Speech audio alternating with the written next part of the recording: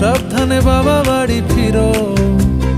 কাউকে বলিনি আমি কোনোদিন মুখ ফুটে, আসলে তুমি আমার হিরো, আসলে তুমি আমার হিরো, আসলে তুমি আমার হিরো।